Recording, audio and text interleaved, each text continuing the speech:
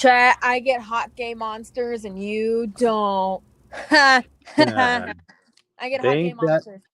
thank that topic for making this a spider-free topic week, audience. So yeah, You're yeah. welcome. It's first time in God knows how many months that we don't have any spider-related news to talk about. So Good. yeah, You negate that when you yeah. still bring them Well, up let's for no talk reason. about. Just don't talk about them. It's a celebration, man. It's a celebration, Yeah, all I right. also got a new So, job, so it's definitely a celebration of some sort. which has Also, three this should things be to a Spider-Man celebrate today. topic because the War trailer came out and we saw he had the organic black weapon. Ooh, Uh, let Witch have this victory, Austin. All right, let Witch have this victory. You know. yeah. Like I said, I just got a new job, like on Friday. Mm-hmm. I start tomorrow. Yep. Yep. Whew. Sorry, I'm not as energetic as I always am, audience. I literally just got out of work like a little bit over an hour ago. So yeah, I had to help a family get power in their house. You know, jerry rig, jerry rig. Do-do-do-do-do-do-do. You ever hear the phrase "breakfast is the most important meal of the day," audience? No, Which are you? Well, when Oh, which are you serious? no, I have. I'm about to say. I'm saying. No, All it's right. because usually I don't. I'm not awake when the normal typical breakfast hours, quote unquote, are. I usually wake up hmm at like 10 at the earliest and like 1 at the latest, depending on what I have going on that day. yeah, Okay. gotcha. Sometimes I'm up earlier, but that's because I have work or a convention or Mm-hmm. something. Gotcha. Good, it's a lie. Um, That slogan was well, only made so they can sell more cereal. Sure. First of all, well, and two, we I don't think it's a topic, but we're getting a Django Zorro crossover. didn't we have that a couple years ago? I thought I saw a cover of that. We had a comic. We're getting a movie. Oh, it's going to be a movie. Okay, okay. Oh no, that's good, man. Like, yeah, yeah, go for it. Tease for Django crossover.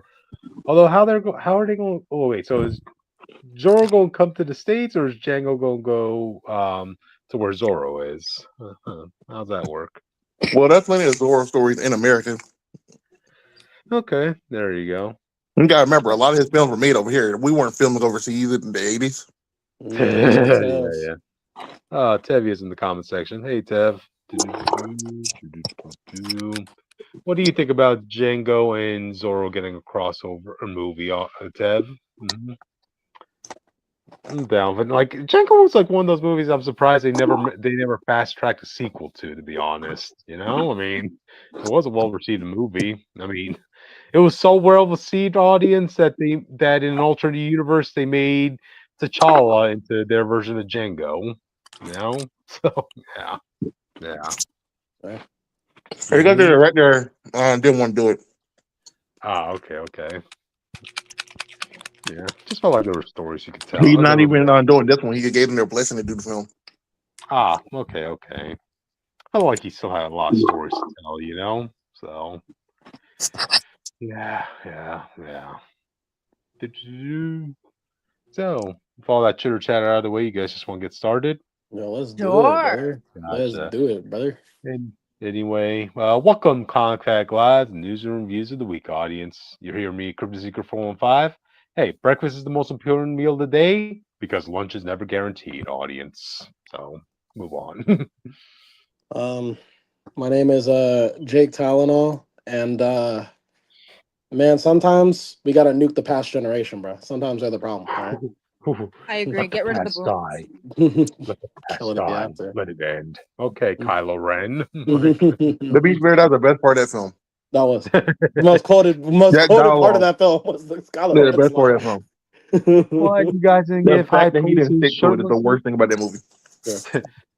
Why, you guys don't give praise to his shirtless scene? Okay, I'm That was in disappointed. the first one. I think yeah, one in the second one, right? Oh No, the No, that shirtless is scene You're was right. terrible. Yeah, you're in right. the No, second yeah, one. yeah, that's not right. Yeah, yeah. I like how Just Wish knows that one by heart. Yeah, right. Those kind of people. Yeah, it's a. It was meme to shit. Of course I know it. Mm. Bricky Wall, Ace Comics. I don't know, man. I kind of want to talk about Star Wars. Well, you have But a Well, go Star ahead. I'm Wars Will. topic? Richter. Well, I'm You Richter, know, also known we'll, as the Witch of Jotunheim, pronouns they, he, and I don't want to talk about Star Wars. I would rather talk about Star Trek. Yeah. The true stars. Yep. And together we form the Phanatics and we talk about the news and reviews of the week. And on our special, oh, I'm about to sneeze, damn. And on our special Monday nights, we talk about the media and the comic news. All right. Now, we got some stuff to talk about this week. All right. That Coyote, he's gonna get his money by damn. All Oh right. yeah. Good for him. But in case he doesn't, James Gunn's gonna try to get the bag with Clayface. All right. Jessica Jones and Daredevil are gonna stop by on the channel so we can talk about them and laugh at their face. You know. I got 2 reviews tonight. Only this time I actually know what they are ahead of time because usually I just kind of do it last minute, but so I actually know they are. So one of them does not include Silverhawks. no, I From can a confirm. Silverhawk fanboy. Spoilers. Silverhawks has nothing to do with it. Oh Alright. boy. 10 points from your Silverhawk fanboy privileges, man. But you can't kick me out. You still can't kick me out. we Because can. You're missing if out I'm on out, the they'll be tournament. no one will know the name. All right, it'll be you, like 2 other people. What are the name of the Silverhawks? Oh, wow. Nah, it'll be me because I've been reading them because they have a crossover with So you Thunderbolt. that's what I'm saying. It'll be Thundercats, you who I and am 2 reading. other people. You're one of the 2. Wow. We also got other stuff too. We'll be We talking got about. Pop Monsters coming up, guys. Yo, Pop tell them Monsters. which. Let Pop them know. Monsters. Yay. Hi, There was Tevia. one cover that was so spicy I couldn't send it to Cryptid. That's what I'm Wait, saying. how about you tell the audience how you did not make us and tell them about your life? Because you guys didn't ask. Mm-hmm. I can make you guys a Tell respect Your Life if you want. Mm-hmm. I like you make But a break I'm gonna literally It costs. call each one of you guys to be like, hey, when is your character's B-Day? What should I put for their personality traits? And shit like that. Oh, how am I gonna make Bricky Wall in the fucking game? I will find a way. You don't have to make Bricky Wall. Bricky I Wall saw is there. someone make a job application as a character. I'm sure you can do it. Oh, wow. I'm currently working on adding all of the USS Voltaire crew, which is the crew that me and my other friends are on. So yeah, and I plan on making other characters too, but we're working on it. Patience is a virtue, Austin. Patience is a virtue. If you want to get put in the game, DM me personally. The idea that there's a Star Trek fleet going around with a podcast in the basement is just kind of crazy. I'm not gonna lie. Oh boy. Yo, we're on the USS Enterprise. Q just showed up. That was kind of crazy this week. I think about Picard handled Q this week, guys. That. Yeah. Yeah, why Anyway, is you talking about how he wants to fuck Picard? Right, what's going on over there? Before our minds go into space themselves, we should probably get on to the topics themselves, you know? So. Lame. Well, all right. while we did all of that, I finished all of my Taco Bell from earlier today. So be proud of me. I can finish a meal. Yeah. 4 accomplishments in one go, audience, which is on a roll. So anyway, am I? with that, well, I mean, hey, one of your topics is going to be something you want to talk about. So, and it knocked out a Spider-Man topic on top of that. So, thank you for that. I appreciate that sincerely. But anyway, with that, audience, we're going to move on to the topics of the week to do.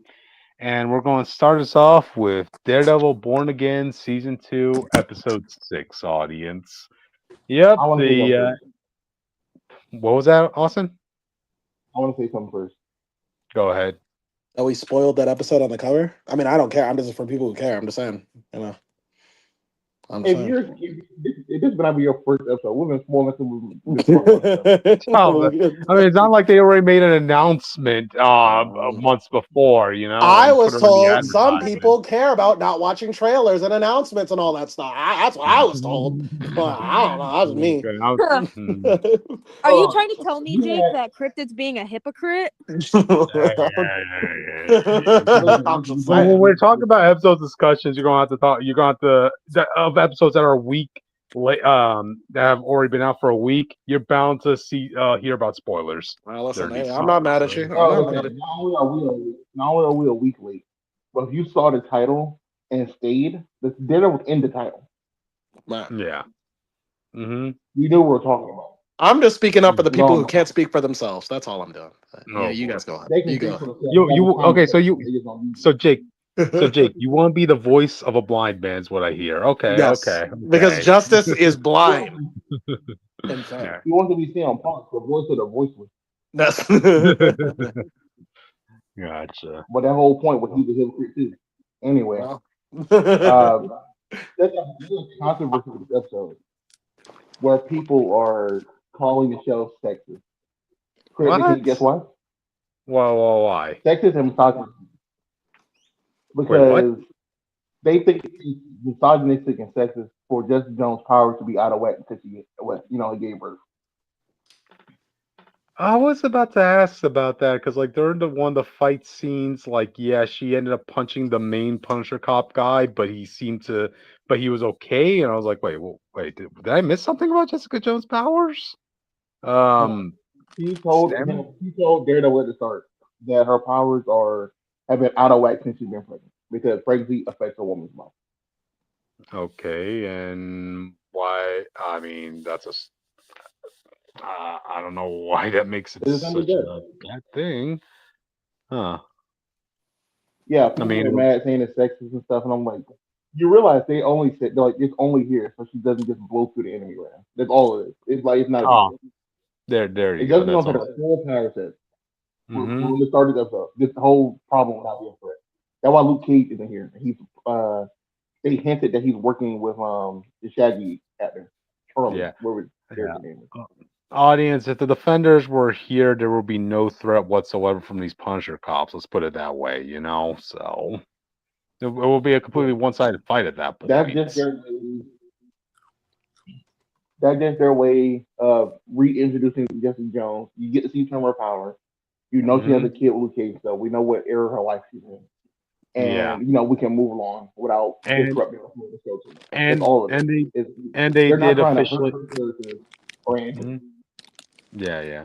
And they officially name dropped her, so she is Daniela Cage, audience. And but hey, that's also a testament that, like, I guess Danny and what? What, Austin? I do wish we got more of Danny before they did that. Yeah, you can only. Again, by the way. Wait, can you guys hear me? Yeah. I hear you. Also, you do sound far away though. Yeah, but you're like you were saying. Austin, you're the one who kind of sounds a little far away. Gotcha. Just sign back in, and we'll continue this discussion. So about gay monsters, guys. Wish this is a perfectly good time to talk about Sonic X. Yay! If you want. yeah. Where were you? The episode where Sonic raced Sam's speed. I don't know. I only remember the episode where Shadow fucked Eggman's wife. That wasn't the episode. That wasn't the game. God. The game adaptation. All right. Oh my god, dude. Bestiality, audience. Bestiality. Wow. Wow. Well, I mean, what? Go ahead, Jake. If two different species with equal levels of sentience hang out long enough, it's gonna happen. All right. Someone's gonna be like, awesome. All right. Awesome. Say something. Oh yeah. For my side, you were just out of sync, and that's why I was trying to gauge when I was supposed to say something.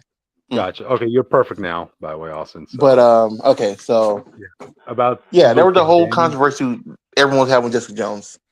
But the thing with the kid, I get obviously they had to name her Daniel Cage, but because Luke Cage and Danny doesn't really have a friendship on screen, it feels very strange. Yeah, he named his kid after him and not like Pops or anyone from his show. Yeah, audience. To clarify, it's canon in the comics that Jessica and Luke both agreed that they wanted to name their daughter Daniela after Luke's best friend Iron Fist, before Marvel decided to shit on the character, so he was respected at one point, so Yeah. Yeah, so it's like here, him and Luke Cage had like one good episode together, and they're like, "Yeah, I'm gonna name my daughter after you." Like, what? Hold on now, why? It was about Pop. Yeah. It was about the dude who saved your life after you got out of prison, gave you your first. You're such a great man. Yeah. You can only more convinced he named his daughter after Misty Knight than Danny Rand this time, huh? Oh, pretty much, yeah. But I mean, like, you can only make the explanation up in your head at this point since so much time passed. I mean, it is what it is. It's just when they do show up in the next season, I need that friendship got to be there. I need to see that chemistry. You got to make me believe that they've been friends for this long, all screen. Yeah, definitely. You know, they got a lot to make up for, you know? So I'm pretty sure it's going to be a package deal when we see Luke Cage or Iron Fist pop up because they're going to be coming back they're going to be popping up as a duo, you know? So we'll see how that goes. Man, I wish I brought a picture of Daniela Cage in this. Sorry, audience, had a lot going on at the last minute. So, but from what we did see of Jessica Jones here, it was okay. I mean, like, part of me was wondering, like, how much time did they had with the actress, you know, to film scenes? Because she was here for the fight scenes and the opening scene, but that was pretty much it afterwards, you know. That was my problem with it because, like, people know her whole scene is set up because the Punisher cops showed up at her house, kicked in her door, with her daughter there. Yeah, so she's like enraged. But also her power not working correctly. So she's here for the fight scene, and she's like, and it like just moves on. And I was thinking, like, realistically, the last time we saw her and Luke Cage was blew off whatever he's doing with the other guy, and came to fuck Kingpin up. This ain't dude who already lost his first wife to this type of, like, the violence and related to a superhero situation with our uncle with Jessica Jones. But he's not gonna risk his daughter's life. After everything that happened to him, Luke Cage should be here right now, fucking Kingpin and this force up. Yeah, and I want y'all to remember the Punisher cops are just cops with guns. Luke Cage is literally like the worst villain for them of all time. That's it. I mean, like, if anything, this episode kind of clarified. Wait, correct me if I'm wrong, but this is the first time the Punisher cops actually went after somebody with superpowers. Well, not including Daredevil, I mean, but yeah, they don't know he has superpowers. They don't think he has superpowers, bro. They don't know. No, they went after Jessica Jones. They went to Jessica Jones, who they thought had superpowers. Right. Yeah. No, I thought you were saying that, except for Daredevil, but they don't know he has superpowers. I don't think I think they assume. Mm-hmm. He's just a skilled fighter.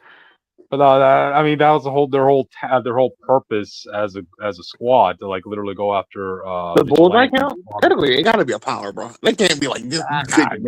He's just really fucking good.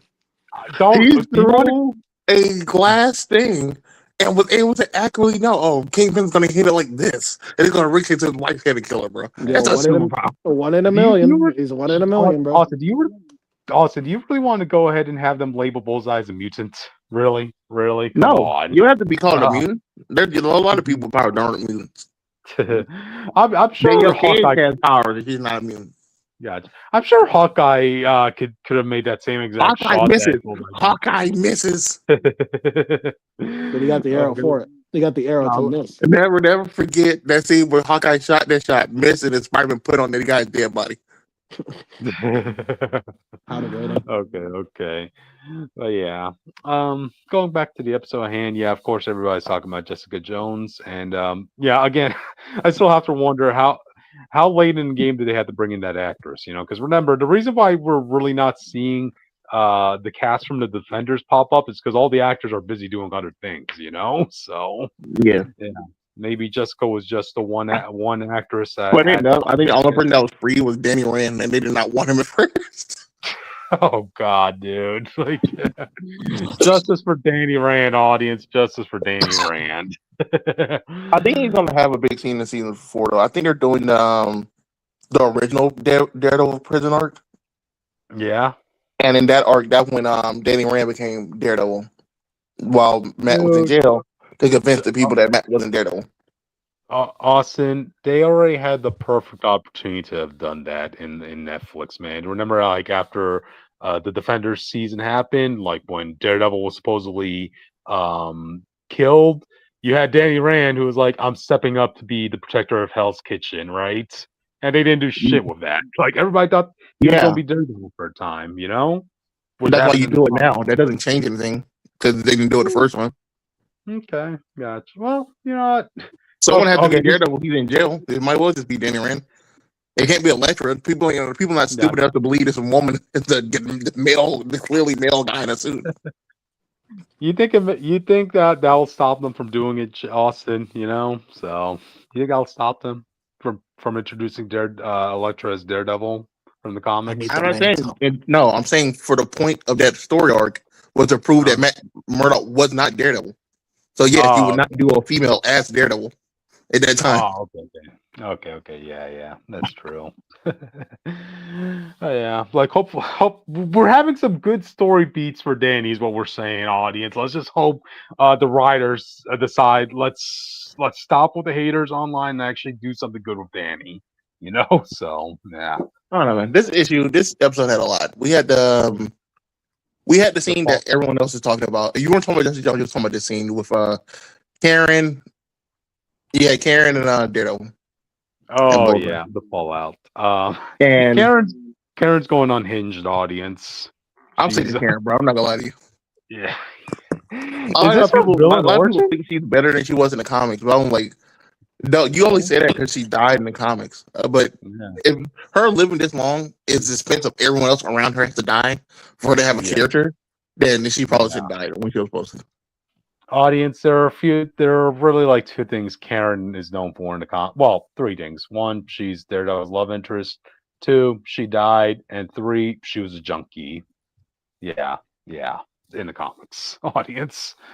So, they tried to rectify that by, I guess, like upping her profile, like giving her, showing that she could fight against anybody. She's tough as nails. Like, man, she's really feeling like Punisher's disciple. She's really like Rachel Ives, the female Punisher. That's the way they keep trying to set her up, where she's fully into like Frank's mindset. That's like him telling her he don't want her to kill.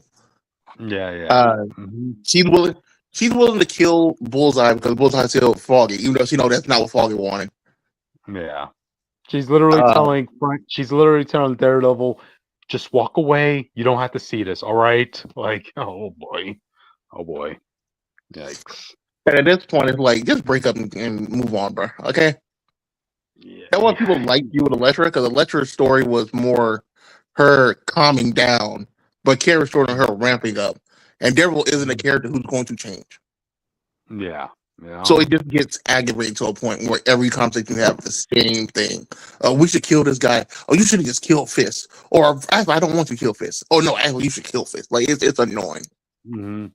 She's pretty much having the same discussion points with Matt as Punisher has with Matt. You know, so yeah, things would have been better if you had killed Kingpin. You know, lives could have been saved. This and that. You know, so. I personally don't know too many Karen Page fans out there, but for those that are out there, Twitter people. I only seen Twitter people care. On Reddit, on any other site, people do not like this woman. Yeah. They like the actress, but they hate the character. Yeah, I mean, again, it is weird that they keep her in the show for reasons like of not trying to refrigerate her, but just at this point you have to keep her in the show, or you just killed off the whole original cast. Mm-hmm.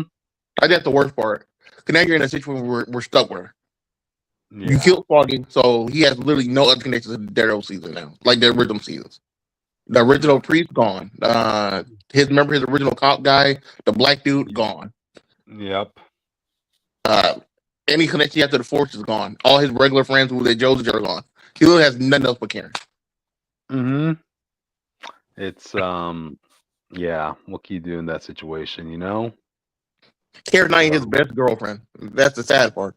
And I'm not. I like Elektra. I don't think Elektra is best either. I think it's the other chick from Black Widow. No, that relationship was terrible. He really like Daredevil in their relationship. Gotcha. Well, no, our friend, he had like Daredevil, but they made her like super submissive for some reason. They're not like one of those characters. Point is, audience, Daredevil has a long list of love interests that he could pull from the comics that could take the place. I'll be fine with that too. They just did the playboard for a while because he was just fucking around for a long time. Yep. So we'll see where that goes. What was about to say. There is another character I wanted to talk about, right? Kingpin Jr. I wish I brought dead alone, bro. No. Like, okay, he's doing his best, but I kind of like that he kind of grew a pair in this episode, right?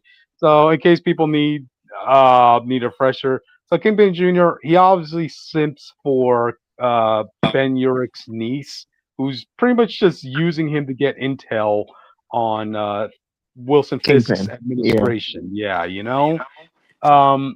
Okay, and it got to the point where Kingpin Jr. got into this serious hot water. Like, seriously, in the last episode, he truly believed he was about to get killed off in the woods by Fisk's right hand man. Who was he again? James Gunn. I mean James Bond.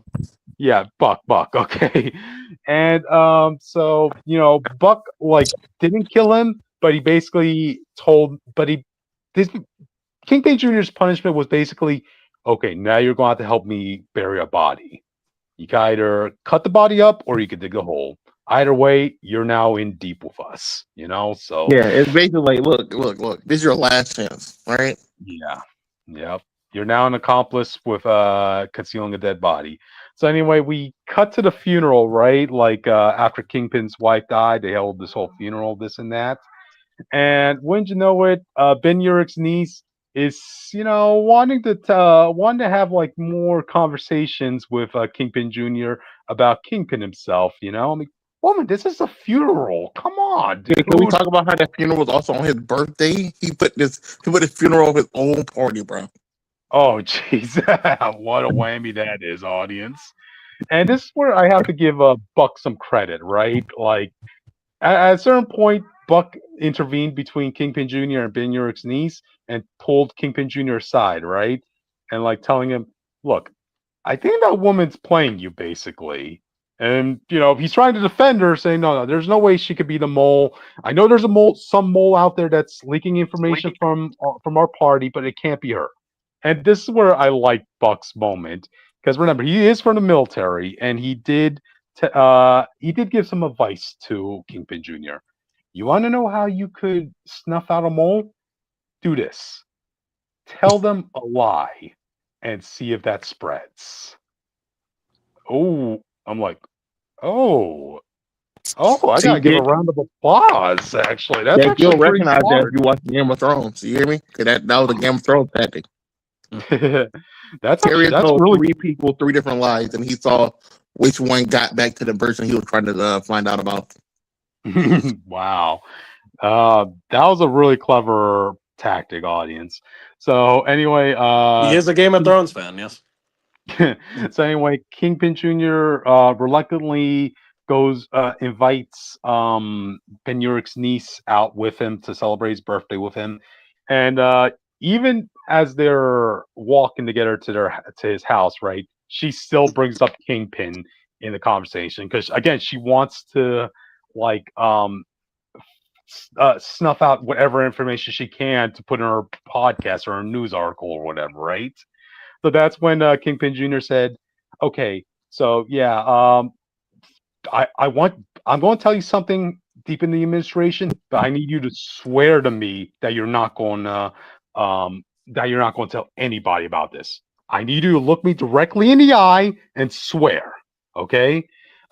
Wilson is not going to want to run for re-election. He doesn't have it in him. He's too emotionally broken up because of his wife dying. So she's a little bit disappointed. And I swear to God, audience, when they get to the guy's house, it's just them 3, right? Ben Urich's niece, Kingpin Jr., and his mother, And when she finally gets to have some privacy going upstairs by herself, she immediately tries to leak that information on her streaming. Didn't waste no time, Jake. Wow. This is the epitome of me tell you a secret and you putting your phone out behind your back. I'm not doing that. Don't worry about it. Wow, audience, on this guy's birthday of all days, too, you know? In his house with his mom downstairs. Yeah. He clearly know has what? no friends other than this girl, and she's doing him with this. You know what, audience? I can't even be mad at that girl. She's using what she's got to get further in her career, and I can't really blame To be her. fair, no, don't say it like that. Yeah. That's kind of fucked up. People don't remember, Yeah. Kingpin murdered her uncle. She believes he murdered her uncle, so she tried to bring Kingpin down. That's literally it. Okay, but she's also using the feelings of this guy to basically not only target Kingpin, but basically destroy her friend's career at this point, put his life in jeopardy. You know, so yeah. And in all fairness, To be fair, I don't think he actually knows that yet. I think he's actually telling her, "Look, I almost died. You got to chill out. Like, if you're doing it, you need to stop." Gotcha. And also, to be fair, she decides not to release that article when she actually enters the guy's bedroom and sees, like, you know, his family photos, this and that. And then she decided, you know what, let me just delete this post before I actually send it, you know? But it doesn't matter because, like, towards the end, like, when she was about to kiss the guy before they leave, like, he stops and, like, apparently he did look into her jacket and found, like, a chip. So yeah, he knows that she's been playing him this whole entire time, you know? You might well put it out there. So yeah. It's gonna be interesting to see what happens to those two in the next one, because, like, even Kingpin Jr. is like telling her, look, even I don't even know what I'm more pissed about. The fact that I can't even save you from what's going to happen, you know? So yikes. He gets a text message from Buck, who's coming over to his house. So you're like, oh boy. But I gotta say, this has been like the most interesting I've seen those two characters in this whole 2 seasons of Daredevil, you know? So I think it's strange because, like, why did you do Kingpin's son at this point? He could have literally did Kingpin's son. He could have just been Rose. Yes. And it would have explained, like, why Kingpin give him so much rope. Because Kingpin didn't give nobody else this much rope in any other show. I guess it was just too late at that point, because you're gonna have to explain. Okay, so Rose will have to be like in his early 20s at this point to have this sort of storyline, you know. So how are you going to explain that with Kingpin? Like, yeah, I mean, it's been like only 10 years since the first season of Daredevil. So I agree. My plan for Rose would have been I'd have been Kingpin's bastard kid, and I would have had him come in around the time like Echo, and it will explain like why the wife and Kingpin had that falling out. That would just randomly happen off screen. That they remember in season 1, we're like, oh, see that she broke up with me. She was fucking some other guy. It's really like all this shit came out of nowhere. I think we actually like I would have used Rose as that excuse to make that happen. Gotcha. Yeah. The more we talk about this, the more I think the writers really intended to use Kingpin's son, but it's just the pieces they have in place. It was hard for them to justify Kingpin's son coming in, you know. So is what it is. But yeah, like the episode, as far as Daredevil goes, he comes in, has a fight with Kingpin at the end. Their fight breaks that. Some people call this the best Kingpin fight, by the way, and I kind of agree. I still credited like that triple fight between Daredevil. No. But that's a best 3-way fight. I just mean like between the first. This one, like the first season, I think this one's better. Gotcha. Oh, okay, yeah, I can see it because of the symbolism there too. Because it's during that fight that they actually break that prize white painting that Kingpin bought from Vanessa. He always has that as his prized possession, right? And now it's completely torn. It has blood on it, this and that, you know. So I wonder how he got the blood off it the first time. Because at the end of season 3, you know, Shadow fucked him up and had blood all over. How did he clean that blood up? I thought that blood was from when he was beating up his Vanessa, the man that Vanessa cheated with. No. So the original blood came from the third season original show when Daredevil was punching him in the face before he was like, "I beat you, like for that speech," and he kept punching him in the nose. He was about to snap his neck. Oh, okay, yeah, that's true. I think he got more on him when he beat up the guy that she was sleeping with. Yeah. Oh, by the way, audience, in case people need reminding, Vanessa ended up shooting the guy she cheated with. So in this series. Oh, well, I was just so needed, bro. Oh man, you still think she doesn't deserve to have gotten a targeted audience? You know? No. So, yeah. But anyway, also another thing I like, okay, so you had like that protest going on in front of the mayor's office, right? Remember, audience, Daredevil is now the symbol of hope. So you have a bunch of protesters dressing up as the devil because that's their symbol of hope right there. You know? So, yeah. Never forget season 3 tagline and in the devil we trust. Trust in the devil, audience. Trust in the devil, apparently. But anyway, yeah, that was pretty much it for this episode. We got to see the Jessica Jones content. Like, we got like an info dump on her character with having like, a daughter, this and that. So yeah. I don't think if you're a Jessica Jones fan, you won't be disappointed this episode. So we'll still see more of her later. Like on. your Twitter follower. Yeah. Again, I still don't know what all the defenders are going to be fighting against after the season's over, because we know they're going to be bringing them all back, but back against who? To be fair, that's supposed to Spider-Man, so I assume the Hand is back in full force at this point. Okay. So, okay, I guess. So yeah, any final thoughts, Austin, before we move on? No, we took too long anyway. Gotcha. All right, with that, audience, we're moving on to next. Which do you want to do the honors of this one?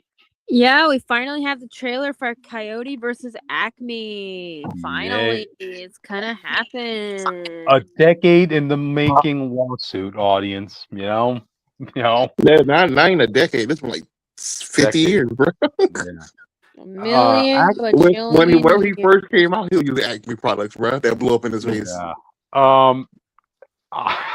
There's only one way Representative Acme can actually get out of this, right? Have somebody from the staff of Acme actually use one of those contraptions in front of everybody. Have a real life person do that. No. I think they can get away with it. How? So listen. If you're gonna watch some cartoons, I went back to check. While some of them they do not work, a lot of them is him fucking up himself. Like he had these. One time he had like these jet fuel boots.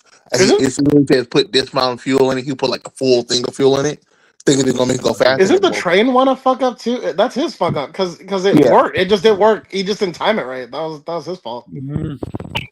This is why you have to have an actual human being. Also, like they're not meant to be used to chase a coyote. Chase a roadrunner.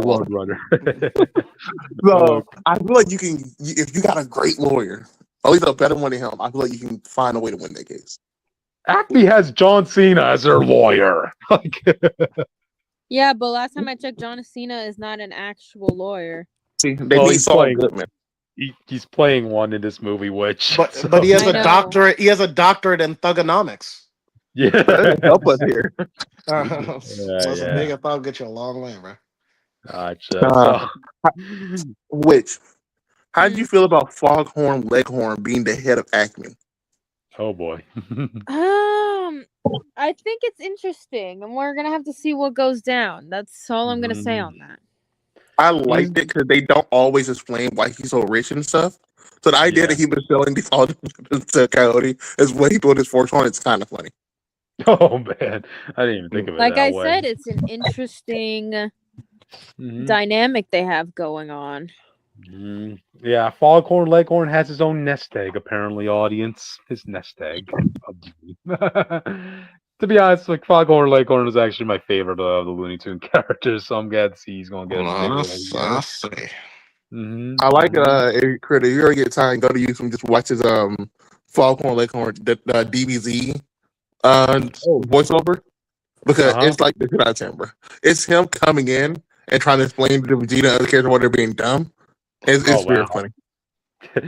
Listen, I hate in that trailer they hyped up like the silhouette of Bugs Bunny as if like it's like a big reveal.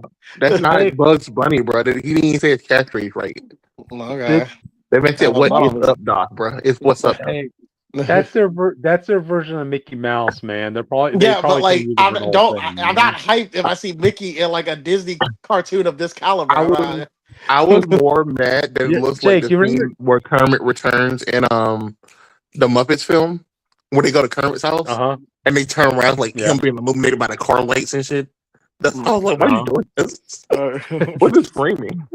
This is gonna be like the Kingdom Hearts situation with Mickey. You'll probably see a silhouette of Bugs Bunny for a limited time. You know, they'll make you wait for that a pop up appearance. You know, I think Bugs is going to give them the thing they need to win. Like, this is the big court case that they alluded to in the thing. Oh, like something big can't become public. I think Bugs is going to give it to Coyote. Oh, a settlement money audience apparently. So yeah, I watching this trailer, I know like some lawyer YouTube channels are definitely going to have fun analyzing this. You know? 1,000%. Yeah, definitely. I mean, they'll try to look at the fence that, hey, Wile E. Coyote, he himself is accident prone. You know, most of those catastrophes were of his doing. You know, how do you feel that we're back in the Toons Back in Action era of style animation? I guess that's what it said. Where they're doing a live action cartoon. I like the mix between live action and 2D animation. You know. Yeah, I mean we're not against it. I mean, it's okay. It's its own style. You know, like to see where this goes. I was wondering. Remember the last time we got this was the Tom and Jerry film. And people were so iffy, acting like it was something like crazy to try to do at the time. Yeah, this is great. Yeah, sometimes you're just ahead of the curve. They did that in the 60s with Who Framed Roger Rabbit. All right, so I know they stopped it because people saw it as bad, and then they came back with this, what Tom and Jerry, and people were so iffy on it that most didn't go see the film about it. A little side tangent. Have you guys seen like the original, like not the original, but it was like one of the Jason and the Argonauts adaptations where they introduced the idea of putting a fake character, like a set of fake characters in a movie for the first time? And it's like the skeleton scene, like the dude summoned skeletons to fight Jason the Argonauts. Bro, the actor looks so confused because they have never done anything like this before. So he just like he has this stiff reaction to like watching these. He's trying to guess where the character's supposed to be on the screen. It's so fucking funny to watch. And anyone can find that scene, please find it. It's like Jason versus the skeletons. I'm sorry, I had to bring that up. That shit was so stupid. Nah, you good, man. So yeah. But anyway, as far as the trailer goes, I think we're all gonna watch it, aren't we? It's gonna be fun. 100%. Yeah. I saw the last movie. Yeah, I think me and Wish saw the last one. It was good and stuff. I liked it. Blow up the world, blow up the earth or something. Did nobody watch that movie? It made money. Okay. Yeah, most people watched it through word of mouth. Okay. What is it called? Looney Tunes Blow Up. I don't remember the exact name of it, but like it was something about the day the Earth blew up. That's what it was. Yeah, the day the Earth blew up. Still. Shut up. Wait, isn't this animation? Wasn't the last time we saw this animation in Space Jams 2? I forgot which came first. Space Jams 2? Partially, but then they turned 3D. Space Jam 2 was after Tom and Jerry. Oh, okay. Space Jams 2, we're talking about Space Jams, right? Not Space Jams 2. Right? So the day the world blew up made its money back. It didn't make a huge profit. It just made its money back. Okay. Gotcha. You're welcome. I bought the tickets to cross over the finish line, but you know. Gotcha. Anyway, apparently had a lot more success on streaming, so that's probably what they made most of their money from. Like we said. Yeah, I saw it in theaters with my friend. Because why not? Nice. So it was a good movie. I enjoyed my time with it. Well, we're going to have to watch that for movie night when it's your turn, because I haven't seen that movie. So yeah. Or you can always watch it on your own time. Yeah. What the fuck was that? No. We watched the movie night. I have a lot of Who Framed Roger Rabbit, Cool World. We can talk in this cool half cartoon, half real. Curtin really said, you know what if I get like 2 turns if I just exploit Witch real quick? Hey, I have a lot of things going on in my time right now. All right. So yeah. But yeah. Any final thoughts on this before we move on, guys? No. I wish the trail was a little bit longer, Because if you're listening to the musical beat they're doing for the trailer, they cut it so short to get to the title scene. Yeah. And it was like my favorite part of the song. I was very disappointed. Now I want them to leave some good stuff for the actual movie. So this game got me enough satisfied to fill my craving and excitement for this movie. You know, you don't want to give all the good stuff. I do wonder how much Roadrunner is going to be in this film, though. Oh. Not because obviously it's that's the rivalry, but this is also kind of your fault, bro. So I do want to see they bring him up in court. Have him take the stand. Dude, he tried to eat me. What would you do? What do you want? Dude, you realize our products work. It just that this thing is impossible. You see, with the amount of money Coyote had to spend on these contraptions, he could have bought himself a whole farm plantation of Roadrunners with that. You know, he's gonna do all this, and then he's still not gonna be able to catch that Roadrunner. Yeah, but you're thinking about getting full. It's about the point at this point. Okay, it's what's Sylvester and Tweety. Okay, yeah, brother. I can eat any bird. Yeah, but I want to eat you specifically. Yeah, brother. That better be one tasty bird, audience. That better be one tasty bird when he finally eventually gets it. It won't be. It really won't. How much meat can you get off that Roadrunner? It's like basically bones at that. He's no thicker than bones when you look at him. He runs a lot. You got muscle. You got leg muscle. Well, think about this. Remember Sonic's first appearance? Sonic's first character? Yeah. In the movie? Remember how thick his leg was from running? Yeah. That Roadrunner, bro. He got flex. You got to see him flex him. Don't do all that for the fucking leg, bro. I want the meat. Bro, they eat frog legs. Same thing. Hey, nobody eats the legs of a.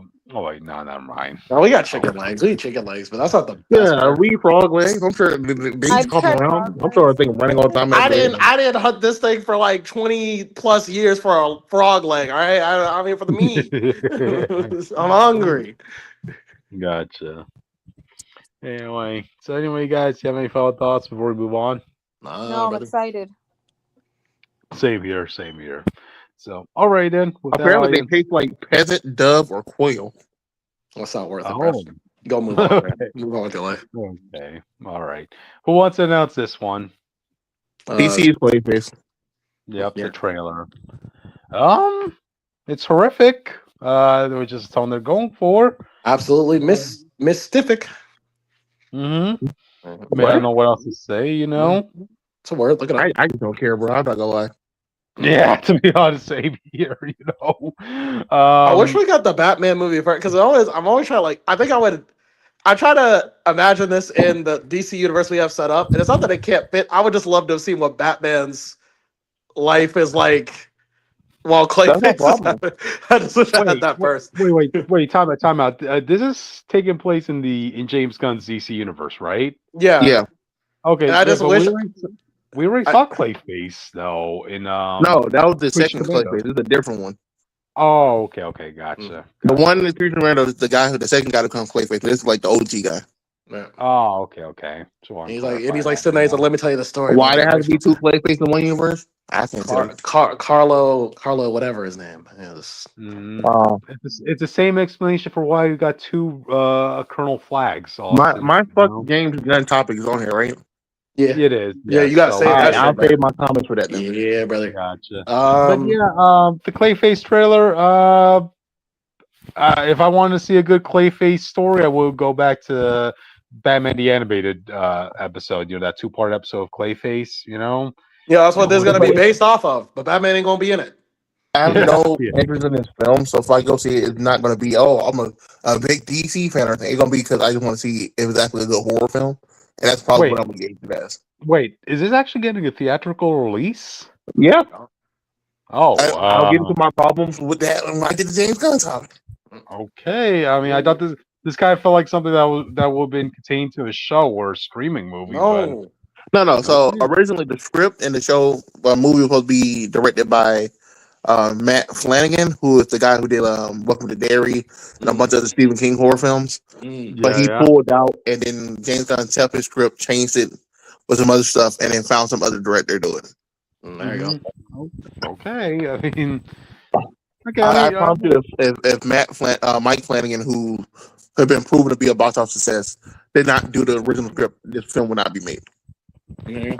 Okay, gotcha. Well, we'll see where it goes, audience. Again, nothing against Clayface. It's just I have other Batman villains I'm more interested in. So I'm at this point. I think my problem with it specifically is like I'm first already sick of Batman, but now you're like giving everyone his solo villains their own movie. Like, come on, bro. Joker, whatever. Then we got the Penguin. The Penguin was good. And now you're like, oh, we want to give like the Riddler's own thing. We want to give Clayface's own thing. We want to give like the Scarecrow's own thing. Like they don't need their own thing. Yeah, they're supporting villains to Batman. This whole tragedy could be an episode of Batman trying to figure out what the fuck happened to the guy. Sure. Can we just he's the detective. We can't be detecting if we know the mystery. We can't be a detective. Like if he shows up as the main villain of the DCU Batman, I already know what's happened. Right. What the story gonna be about? Well, no. But then you could be like Prep God Batman. You could be like Prep God Batman. You already know what's happening. My problem is it's already on the Clayface that Batman knows about, so he should know how to beat him. Instead of putting your resources into this Clayface movie, couldn't they just put their resources into season 2 of that Cape Crusader Batman show? That was good. Well, to be fair, that's still coming. Yeah, why are we getting that? Like, it's been like, a year or two? Animation takes... Look, unless you want to be like Invincible, where your whole show is bad until the final episode, you gotta let animation take time. Yeah. It's Batman. Come on. Yeah, but it's about like type. Well, no, because I'm actually working on a short film with like actual animators. It's about the pipeline and stuff. Like there are a lot of people. By the way, this is a side tangent. People keep saying, "Oh, just hire more animators for Invincible." That does not necessarily fix Invincible's thing. You need to give it more time. On the animation only has 4 people. Right. Well, it's more like the pipeline, right? So it's like what they want to do. They don't want the show to take too long because people will lose interest. I don't care how many people say I will wait. They won't. Okay. I'm sorry. People don't. People do not hold their interest for multiple years at a time. Okay. I'm sorry. Not for everything, at least. So they want to make it yearly so people can remember the show. So that's that they have a pipeline that works. It's consistent. Adding more people wouldn't fix that real issue. Well, that's my problem, though. Like, you've been doing it for every 2 years so far, right? And the anime's still been subpar. I'm not trusting you. You make it 1 year apart. Right. Hey, I don't recall the DC anime universe having their seasons being taking this long to come out. So. Well, that's why the animation is more complicated. Well, that's why people didn't like the last few animated stuff.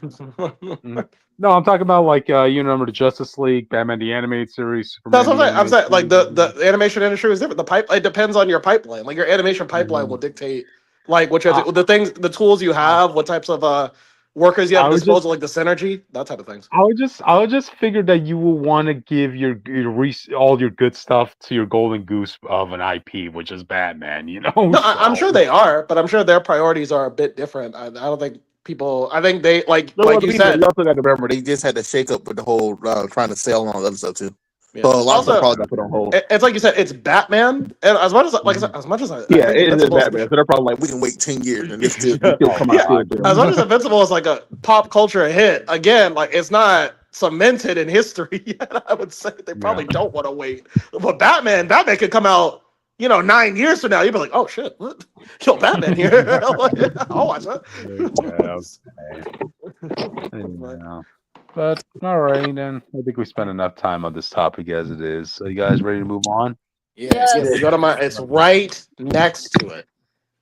Right next to it. Okay. You want to talk about your topic? Okay. Yes. Okay. Oh, okay. You know what, Cryptid? I won't blame you for that. I just put it in the wrong order. All right, that was. So I will not blame you for this one. Oh, actually. Oh, here it is. Okay, boom. Oh wait, no, this is the wrong thing. Fuck. Okay, whatever. Spoilers. Spoilers. You spoiled Austin's topic, Jake. That's all right. True. Oh my god. Yo. Anyway, why did you have to put Austin as a casualty in our dispute? Oh, because I thought I read my title, but I didn't, so it was my fault. Anyway. So before for the Persona fans out there, you little Persona kids, let me tell you a story. Before there was the wild card, before there was the devil summoner, before there was You the didn't finish this Messiah. game. Okay, I You did. didn't finish the game. I did finish.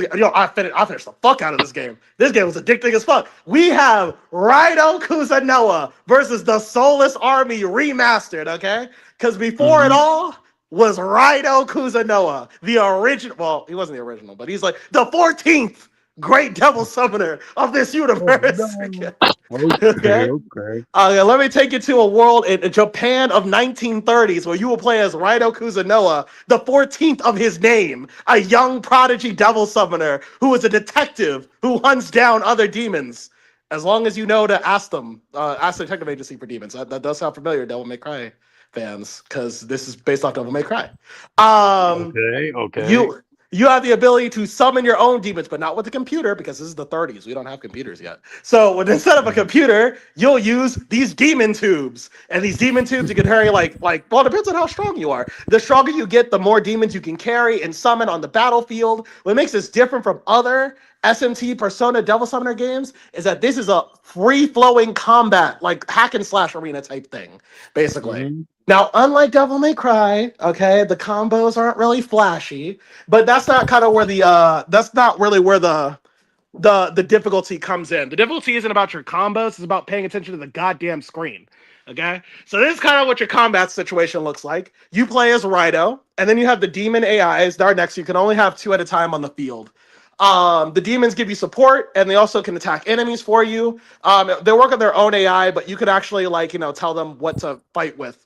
Basically, if you want to specifically say, "Hey, use this power," you can tell them to do that. You also have your magic system as well. That's the green bar at the very bottom. Now, this system is interesting. So, when you're fighting enemies, you don't necessarily use magic because you're a human, and most times in Devil Summoner, humans can't use magic. Instead, your demons will use that magic gauge for you. Now, they will use it automatically whether you want to or not. But in the remaster, which this is a remaster, this is available on the PlayStation and other systems. On the remaster, the AI is actually really good about it. So, when I'm fighting a demon, it hits them usually with their weakness. This is Pokemon rules, by the way. So, every element has their own weakness and things are strong against things like that. So they're usually good about hitting weaknesses, and if they can't find a weakness, they'll think of some way else to help you. Like maybe they'll be your healer or things like that. When you're fighting bosses, there's a very useful mechanic that was introduced in the remaster where you can call demons to you and hide them from the boss, because sometimes the boss has moves that you can't dodge. The real gameplay loop that I found really addicting about this game was that so it's basically, like I said, it's a hack and slash, and a lot of it you can get lost in trying to, kill demons as fast as possible. But if you are not paying attention, you will die. There are a lot of things happening on the screen at any given time. If you're not paying attention, someone's gonna hit you with something really bad. Okay, and that made combat very interesting for me. And it also led to some boss fights. Some of the boss fights are really fucking fun. One of the most stressful ones, I think, was one of the upper villains. There's 3 main villains, but this one was really tough. I tried fighting him. I think I'm 1 level higher than him, but he has an ability where he can steal your demons away and lock them up for a certain amount of time. But when this happened, and he hits very fucking hard. So when this happened, I was panicking my ass off. This dude was beating the fuck out of me throughout the arena. Now I beat him on my first try, but it literally took everything I had to beat him. Okay, but fights like these are really fucking intense. I will say in terms of the music and stuff, it's really cool. I like the OST in this game. The main theme is fucking great. It took me a little bit to get into it, but I love the main theme for this game. In terms of the story, this is one of my favorite SMT, Devil Summoner Persona, whatever you want to call it. I guess it is the Devil Summoner universe. This is one of my favorite Devil Summoner stories that I've ever played. Just so you guys know what the story is kind of like. It's like Devil May Cry meets Yu Yu Hakusho meets Transformers meets The Flash meets The Flash of Two Worlds. This shit was fucking crazy. All I'm hearing is that they're stuffing a burrito with ground beef, brownies, mangoes, and pizza, and just trying to say, eat it, shove it down your throat, audience. Joy. Yeah. This story is really cool. So it plays in terms, so every arc is an episode in length. So you have like 12 episodes, well, really 13, but the tutorial doesn't count.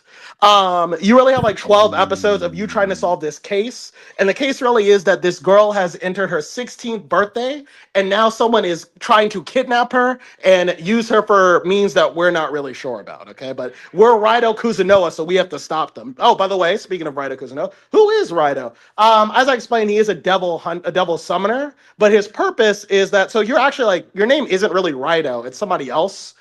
You can make up that name, but you're like a young devil summoner prodigy who's grown up in, like, I think they're called the Yada Sutra clan. At 19, you were able to gain the title of Raido Kuzunoa, which is a big deal because, as you find out in the tutorial, many people die just trying to get where you are. Basically, this title is held with a lot of prestige, and the weight of it means a lot. So your job is basically to defend the world from demons from the shadows. No one can know you really exist. But you defend the world, defend Japan, or at least the capital city in Japan, from the shadows, basically. So while you're hunting on this case, you have some people who already know who you are, like they have to, because those are your connections and whatnot. As you go on this mystery, what I did love about it was the escalation of this. I promise you, when you play this story, anytime you think you pretty much know what's going to happen, something bigger happens the next episode. Okay. And just to give you a little taste, like in these types of games, you need like an arch rival, right? Yeah. Well, I shit you not. Your arch rival in this game is Vladimir Rasputin. All right, the actual guy, who's like one of the greatest summoners of all time. It takes a lot to put him down, audience. Let's put it that way, So yeah, never been more true. Also, Crypto, I forgot. There's also one more thing that was also introduced. You might like this, okay? We're also trying to stop. We're also trying to stop the Chinese from making the Super Soldier Project. They were going to make it first. Why not, audience? Again, you stuff a burrito with brownies, fries, pizza, and that stuff. And hey, somebody's bound to like something from there, So yeah, a little of everything. This story was so fucking awesome, and then at the same time, it found a way to like say something that was really kind of like emotionally cool. Another thing too, if people know about the this game is also in the same timeline as the original Shin Megami Tensei game, which, in case anyone ever wanted to play the Book of Revelations, but like an RPG, and you get to decide to say "fuck God" at the end, that's what SMT is basically. And so there was like the first two games came out, and basically it's a loose adaptation like the Book of Revelation. I'm very simplifying it a lot. There's a lot that goes into it, but it's like really like the Book of Revelations and stuff. Like the apocalypse happens, the 1,000-year kingdom, all the other fucking stuff happens, and it also takes aspects of like other cultures too. Like Loki is heavily involved in that story, and Thor. Actually, Loki is the reason the world goes to shit. To be honest with you, but wow. So Jake, there's a story where Loki's actually a bad guy. No, wow. Look, I can't recall that in a while. Seeing that in a long time, man. So on movie night, when I thought it was my turn, we were gonna watch because this is all based off of a book that somebody really liked, and we were gonna watch one of the movies where Loki is just straight up the villain. There is no redemption for him, and that was what I was gonna show you guys, but it wasn't my turn. But yeah, there's the SMT has a lot of mythology going on, and that all comes together. And this is basically kind of like a pseudo continuation of the SMT2 storyline, which takes place in the far future. This story kind of explains why the Persona timeline even exists. There's kind of like a splitting timeline that kind of starts with this game. So if people are ever curious, you don't need to know it, but if you're ever curious about like where did the Persona timeline come from, it came from really this game right here. So that's kind of cool. Another thing I liked was like the commentary as well, the political commentary about how like old generations kind of fuck new generations over, basically. And even came down to the final villain, and this is like I think the only time I've ever seen this done correctly. The villain reveals their reason for why they're doing this, and when they're done monologuing and you understand why they feel the way they do, you're like, wow, that's the first villain who I feel is 100% justified in everything they do, but so am I. Basically, it's like a case where like this is the problem I have with Jake's generation audience. Like they well, always want to side with the villain. So, well, no. look at I'm not that. siding with the villains. I'm saying that if you, because by the way, my thing was like, because you actually get to choose like who you would choose, and so I heard this person's argument, and they were like, "So you want to join me and help me?" And I'm like, "No," because while the villain was correct, and if you lived that villain's life, you would want to do the same thing. I also have a job to do because I'm Rhino Kuzuno. I have a job to do, okay? And I've never betrayed that, bro. That's how I played the game. Yeah. And so, I did like that. I did like that kind of theme, and the way the characters interacted at the end, and like kind of how I did feel bad for the villain, but I wouldn't. There was no version of me that would side with the villain, basically. Because like, Okay. so it was. But I understood why they felt the way they did. But this game has so much style. It has so much like cool stuff going on. I didn't really vibe with the characters as much as other people seem to. I thought they were fun. They were like fun characters having the story, but they were just kind of to help get the detective feel going. Yeah. And stuff like that. Now, this is a remaster of the original game. The original game has not aged great, or so every fan will tell you. The remaster fixes a lot of problems with it, but something that people seem to not like or not be fans of is that they took away the detective element of the game, where basically you have to figure out where the next plot beat is. In this version, the game kind of tells you where to go. So you're not really doing a lot of the detective work yourself. But I'm not gonna lie to you, I didn't have time for all that, so I'm kind of cool with it. But if you're a fan of doing the detective work and all the other bullshit, go ahead. I mean, I wouldn't mind if in the sequel they had an option where you could turn off the objective marker so you could figure it out yourself. That type of thing.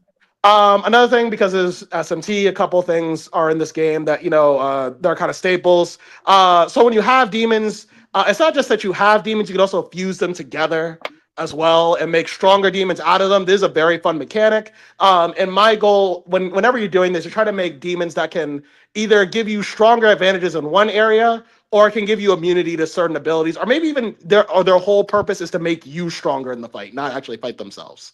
Okay. So there's a lot of customization options with your team and how you want to make it work. The way the game operates, you are going to want to have multiple demons for different scenarios, and that's the best way I've managed to get through the game myself. There's side missions, but they're kind of really easy. They're really more just to get you like random shit. There's like store where you can there's also a skill tree for your weapons as well.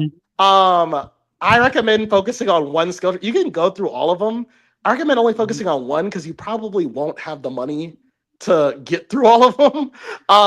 It's really weird and hard to explain, but it's basically if once you see it, if you get the game, if you see it, I recommend just picking one route and sticking to it. But what's crazy is when you upgrade your swords, you're getting a new one, but you keep the skills of the swords that you threw away, basically. So that's also cool. So your powers kind of upgrade with your weapons over time. But yeah, Raito Kuzunoa versus the Soulless Army. This game is fucking great. I love Raito's character. At least the way I interpreted him is that like he's young and he might be like a bit like arrogant and all that stuff. Well, not even arrogant, just confident. But he is lawful. I think like my interpretation of Raito is that like he is about the mission. There is no deviating from it. This is his job. This is what he was raised to do. He's not gonna like bend his ways just because someone gave him a sob story, basically. You know what I mean? And I think that makes like for a really cool character. Also, you have a talking cat that's just as cool as you are. So, oh boy, I will side him. Okay, yeah, okay. he's not. Well, don't get Cryptid. He's not the sidekick you hate. He's not the one who's trying to be cute all the time. He actually talks like he has like the cool aura like you do, basically. Okay. And he acts as your guide too. Like he's the one who's like telling you, "Hey, we should probably do this and stuff." In fact, he's God, bro, he's glazing. In fact, he's like he's older than you. He's helped every ride the second, like from the second to you. He's helped every ride since the second one, and stuff like that.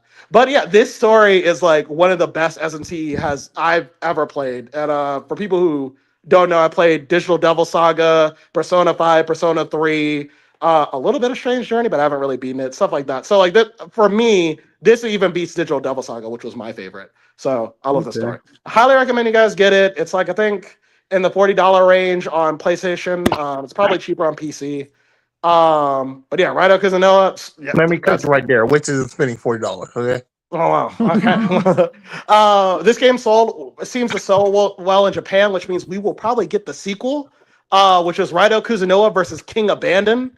So apparently we'll get like an arch rival in that game, according to the ending of the first game. So we'll see. We'll see how that goes. But yeah, there you go. All right then. Sorry, I was just eating a cookie. Anyway, with that, audience, let's move on to the next topic. And Austin, this is you, dude. Oh. I was like, what the fuck am I looking at? Okay, I'm doing it. Oscar Isaac mentions Midnight Suns is in the works. So Bitch, we can't make a Blade movie. Why do you think we're gonna get Midnight Suns? Because Midnight Suns is easier to do than Blade. Yeah. They want to do despite what people Blade. like to think about Blade. The problem isn't that they can't just throw together a black man killing vampire movies. It's the fact they want Blade to be more than just that. And they don't know how to do it. Pretty much the 3 movies Blade did, like you've already done everything you could do with Blade. I mean, I don't he know literally killed every major first thing he had until like the last 2 Avengers one. Yep. Audience, be honest. Tell me one notable vampire you know outside of Dracula. Come on. Tell me. There's a reason Blade in the comics did not have ongoing. He had many because he wasn't selling. He don't have a lot of story. The man had less than 50 issues altogether. Gotcha. So this is gonna be like an easier way to kind of branch all of them, and you'll even get Moon Knight here for those who are a fan of the show. And of course, Elsa Bloodstone's gonna have to pop up here at some point. It's easier to have all these characters pop up in one project than it is to have to give each of them their own show. It's easy to just make one big monster threat and then have him branch off, have a movie about vampires after that. And then just be like, oh well, vampires just always been around. You just didn't notice them for some stupid ass reason. That's why superheroes been around for so long. Vampires just in the city. They're just killing people. It's kind of hard to justify. Yeah. So unless you tie them to the Darkhold, but you can't do it anymore because Darkhold doesn't exist. Yep. Or you tie them to at least like with werewolves, they're tied to Khonshu. You know what I mean? Yeah. Oh yeah. You can't even do like the origin of werewolf, like a vampire correctly, because Darkhold doesn't exist anymore. Yep. Yeah. So it's like I can see why they wanted to do something with his daughter, but like the daughter's brand new. There's no lore there besides the book you were reading, which so they're pretty much kind of stuck just making a regular random black vampire guy movie. Yeah. And you know what people are going to say if Marvel does try to do something besides Blade fighting vampires, people are going to say, "Oh my God, the MCU has made Blade and he's not fighting vampires." I'm like, dude. No, they're kind of damn. They do, damn they don't. If they do it, and it's as good or not. If they do it, it has to be better than the original films because all they're gonna do is compare him to Wesley Snipes, no matter what happens. Yeah. So if it just well, why would I watch this him killing vampires in this movie over just watching the original trilogy over again? Especially since the original trilogy was more mature, they would have gotten away with a lot more things as opposed to. It doesn't help that movie, because that movie was popular. They rewrote a whole lot of Blade established lore to match that movie, so you can't even do the old lore because it's not Blade anymore. Like people don't know Blade is British. Yeah. Because of Wesley Snipes, anytime he shows up, he's a black man. Yep.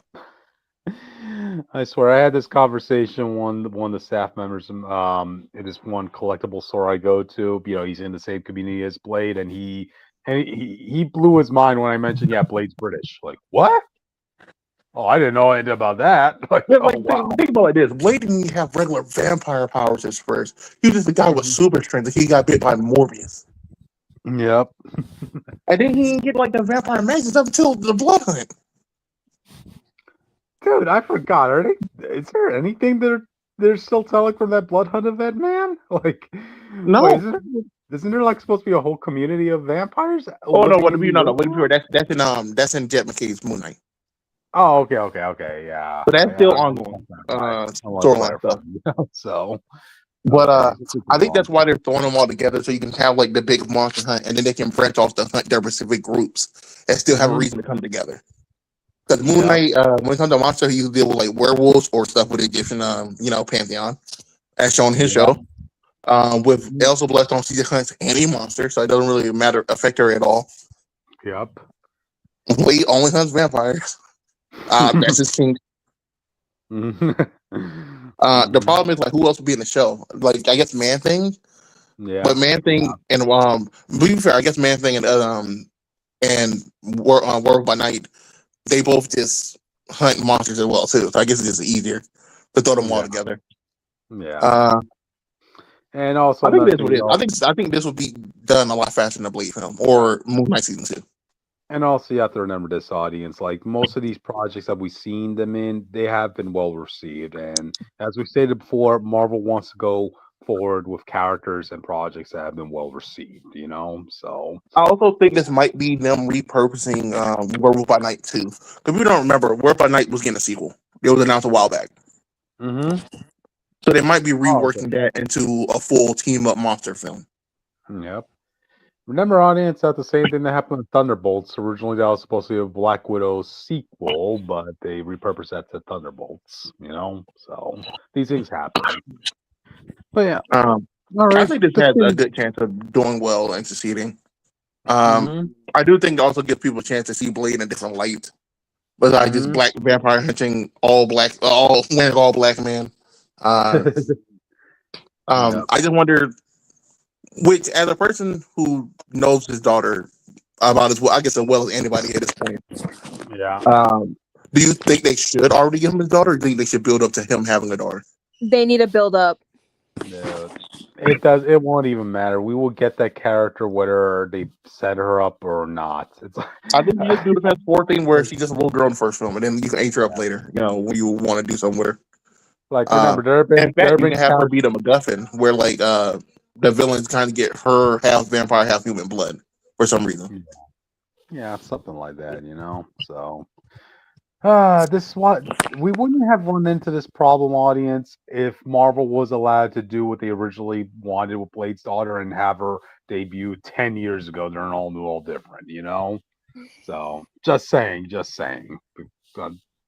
Before people wanted to draw an issue with the person who was writing Blade's daughter, So, yeah. Anyway, you guys have any final thoughts on this before we move on? No. Gotcha. All right, then. I guess with that, audience, we're moving on to the next topic. And once again, this is an Austin topic. Wait. Okay, my bad. I had to grab something. Okay, so my topic is fuck James Gunn, bro. James beeping Gunn, audience. The gun is jail, and I'm sick of acting like it didn't. Oh wow, okay. So people might be like, "Why are you so mad about this?" What? James Gunn, when he started the universe, said 5 statements. One was he criticized MCU about announcing projects and then not doing them or pushing them back or greenlighting projects that weren't ready. Yeah. Another one he said was he wanted to have a more tighter cohesion on his story stuff. Those are the main 2 I want to focus on right now. I want y'all to realize this man's 75% of this man's phase 1 has been either canceled, pushed back, or just isn't happening anymore. Or never made it from the cutting room floor. Yep. As you read here, this is him talking about the authority. He said, just a normal slip of the tongue.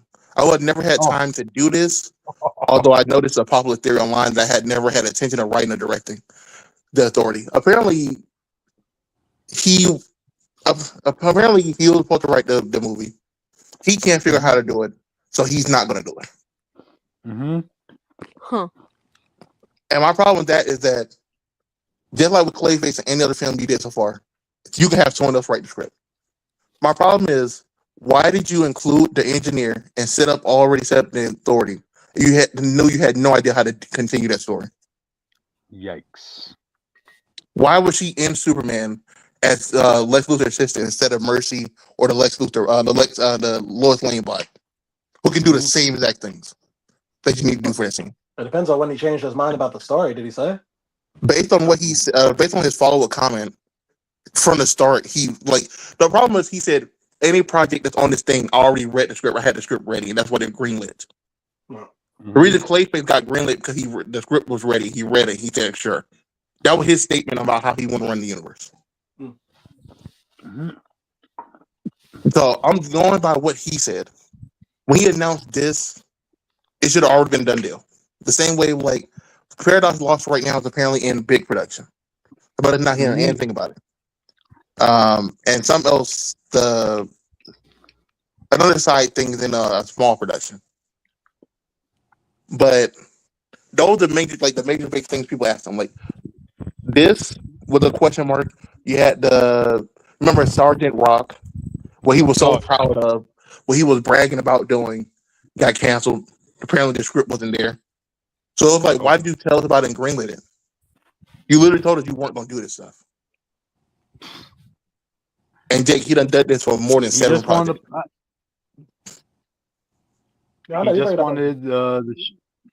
He just wanted to show he had a big enough stack to go up against the MCU, apparently, audience. You know? Yeah, those 7 projects. And then you have the other ones like Clayface and the Robin movie that's coming out, where Clayface originally was just going to be its own thing. But he was like, if it does well, I'll just throw it into the universe. Oh, boy. And he did the same thing for Robin. If Robin, the animated Robin film where Dick Grayson and Dick Grayson and Jason Todd are just 2 random street orphans, no connection to Batman, who are stealing shit from people. And that's what they're called, Robin. If that does well, that's going to literally just be the origin for Robin in the DCU. Okay. That's how loose he's playing it. Wow. So I guess they're kind of like I guess they just kind of want to follow Marvel's example here and like want to test the character out before with how the audience receives them before planning like 5 steps ahead, like movie wise, you know. My problem is it just happens if he said keep turning out to be wrong or a lie or something he changed later. I just wish he didn't make a statement. It doesn't help that he keep repeating these statements over the course. Like he said this stuff multiple times during the Peacemaker train run. Yep. Did you want me to bring up that other picture? Because there was another person who was asking. Somebody was asking to do right there. There you go. Booster Gold is randomly in development, despite that not being in the first 3 phases at all. Yeah. That's another one that's going to randomly pop up in here now. Paradise Lost is it a stream development? But I honestly do not believe it. It's a Wonder Woman property, so it's less likely to. Yes, it's Wonder Woman property. They keep canceling everything else about her, and there's no build up to this at all, except for Cirque getting dog washed. This is what happens when confidence and cocky you have a split audience. I think he just didn't realize how hard it was going to be. I think he meant the things he said. I understand. I'm not really like James Gunn. I'm just frustrated because he made all these statements at the start. Like he had some competent thing he was going through. Half of it fell through. Mainly, most of the projects I want to see fell through. Mm-hmm. Then you had like the whole Peacemaker thing where I just couldn't get away from him glazing his universe in the show. Only brought me to be very disappointed in this show. I still didn't understand. Tom King statements of Tom King being in everything going forward, every product. Then the Lantern trailer came out, and then the tagline for that show, by the way, is only one can wear the ring. Oh boy! Oh, that's a bold, big load of crap. I'm sick of this man. That's a big load of crap. Like, oh, wow, you really expect DC to have only one Green Lantern and Earth audience? Give me a break. The problem is we know that's a lie. Only one can wear the ring, so Guy's going to come in at the end and beat both of them and claim the title. No, remember, Guy's already fucking active. That's what I'm saying. He's going to find out they're here. He's going to beat the shell and say, get the fuck off my planet. All right? If you want to do only one like lantern per sector, sure. Because then you just like, well, Hal, in space with Kilowog in that sector and stuff like that. The way you're setting it up, like we know you're not going to, bullshit and just give John the ring and that'd be it. Okay. We know Audience, you get a virtual high five from me if you can name every single Earth Green Lantern DC has. And don't forget Alan Scott and all of them supposed to be mentioned in the show at some point too. So, oh boy! So it's like Baz, the girl, Hal Jordan, and John you know Stewart. you know he can't wait to Jessica Cruz. Jessica Cruz. Then there was like the one they just. There was the Green Lantern of Far Sector. Then there's I don't know her name, but you don't know. Yeah, no, you have to name their names. You have to name their names. She just came out. I'm not gonna remember her name. Kyle Rayner. Me and Jake did not read that book. We know of her. She's also the absolute Green Lantern, if I remember correctly, too. Yeah. But Kyle Rayner and Guy Gardner, and I think just like that, I passed the test. So. And it's like, so it's just, I just wish he'll stop talking, bro. He just stop talking and let the universe build and announce when stuff's actually ready. I think I've been fine. But you can't criticize Marvel for doing all these things and do the same mistakes as Marvel that you've been criticizing for years from the fucking start. Okay, to be fair, we are one movie in. To be fair, I think James Gunn was just trying to get a little kickback at Marvel for. No, I think he really legit. No. I think he legit believed he could do it. I just think he realized it's not as easy as he thought it was. I think that's what really all it is. I'll give him I would give him more flack. It was like the full one phase in. We are post Superman. It's been 2 projects, bro.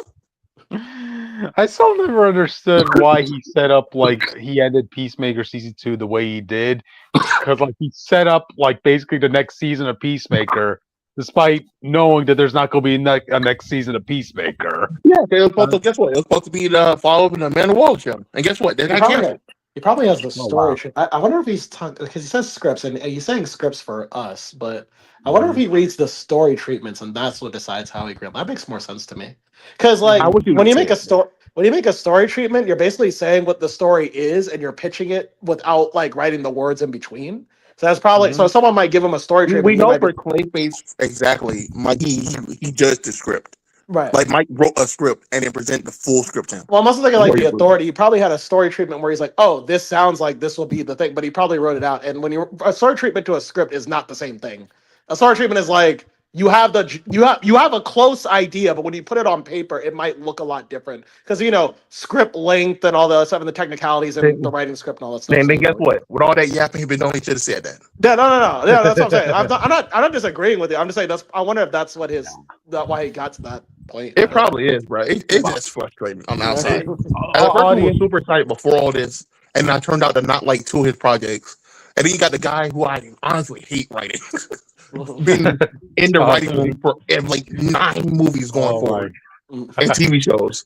It's bro, all faith on having the universe is going out of the way. Audience, bottom line is, it is hard to write a cinematic universe. All right, let that be the lesson.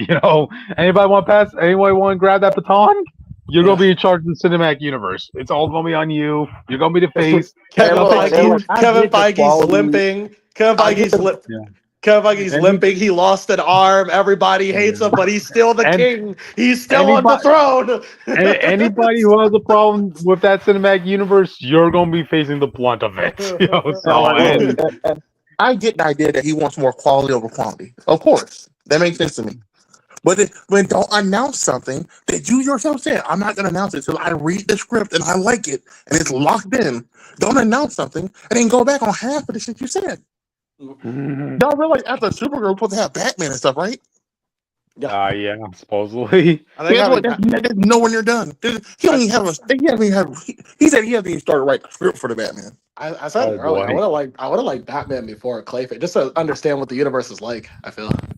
The part is Batman is active in his universe already. That's what I'm saying. So if I knew how he operated, maybe be like, oh, this is how this could happen. Clayface stopped here. I just can't believe you didn't do this as a prequel to the Clayface that already exists. What do you? That's what I'm saying. That's what I'm saying. I think that should have been the plot. This should have been the go-to. I feel. Dude, I think you would because the way that you could do his idea is that you just get the stuff you got to get out the way, right? You get the Supermans, the Batman, the Wonder Woman's, all that stuff. But then each hero could have their own small storyline, like Superman, Supergirl, or Authority. That's a storyline. Batman, Clayface, whatever else you want to do. That's a story. Wonder Woman, I don't know what you do with Wonder Woman. We still haven't figured it out, but you can do something with her too. Give her a small storyline, things like that. That way you can still make it different from Marvel. It's not about overarching fate, it's about each hero having their own journey. And then occasional team ups if we need it, but we don't have to do it. But make like a universe, make each character a universe onto themselves, which I think is where DC is supposed to be strong in anyway. But I wouldn't have I just want somebody to stick to something, bro. Like when it comes to comic, but I think I'm a big problem with comic book movies and writers right now. I don't know if you saw the Dennis Camp stuff, but I'm not gonna talk about it. I don't want to talk about this. No. I need people. I just wish people when they say something, they'll just actually stand on it. Mm-hmm. At least say, "Oh, I was wrong." Yeah. But I made a mistake. But he just moved forward, act like he just didn't say the stuff. Like when people question him about it, and he tried to gaslight them to make them think they're wrong. I'll tell you right now. But I wish I got the other replies he made. It was so frustrating to read. If I ever become like a popular movie director, I'm just gonna abuse that Spider-Man meme. We're like, I made a mistake. As Rob Liefeld once said, it costs nothing to apologize, audience. So fuck Rob Liefeld. Yeah, fuck that guy. That dude been talking shit all over a podcast. And he still feels like Dennis Camp should be in charge of Marvel's creative process going forward. Dennis Camp lucky he don't get fired in a few hours. Okay. Yeah.